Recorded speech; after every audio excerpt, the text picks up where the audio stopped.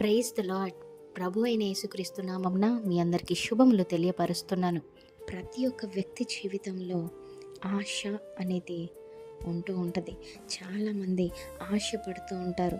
Like మంచి చదువులు చదవాలనో, ఒక మంచి ఉద్యోగము వ్యాపారము చేయాలనో, మంచి అమ్మాయినో అబ్బాయినో వివాహము చేసుకోవాలనో, లేదా మంచి ప్రాపర్టీస్ని కలిగి ఉండాలనో, ఒక మంచి డాక్టర్ అవ్వాలనో, ఇంజనీర్ అవ్వాలనో, పోలీస్ ఆఫీసర్ అవ్వాలనో, ఇలా రకరకాలుగా ఆశపడుతూ ఉంటారు.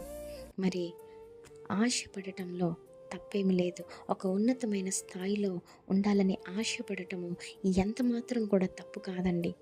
మరి చాలామంది వ్యక్తుల్లో ఇవాళ చూసుకున్నట్లయితే భౌతికపరమైన ఆశలు కలిగి ఉంటూ ఉంటారు.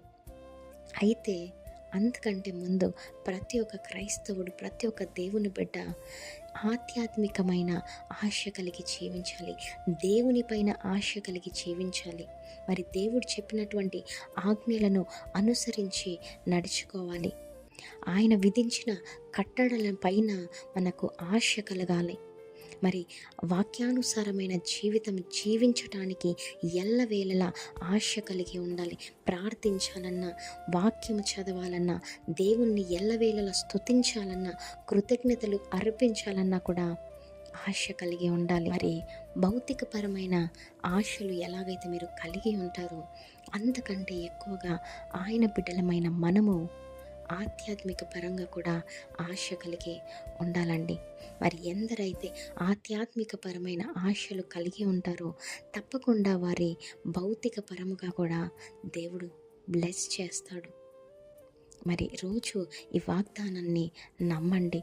మీరు ఏ ఆశతో ఈరోజు ఈ వీడియో చూస్తున్నారో తప్పకుండా అది దేవుని చిత్తమైతే, అది మీకు మంచిదిగా దేవుడు ఎంచితే, భావిస్తే తప్పకుండా మీ యొక్క ఆశ దేవుడు తృప్తిపరుస్తాడు. ఆశ కలిగిన ప్రాణాన్ని ఆయన ఎప్పుడు కూడా తృప్తిపరిచే దేవుడు. నమ్మండి, విశ్వసించండి, వాగ్దానాన్ని ఎత్తిపట్టి ప్రార్థించండి. ఆమేన్. Praise the Lord. Have a great day.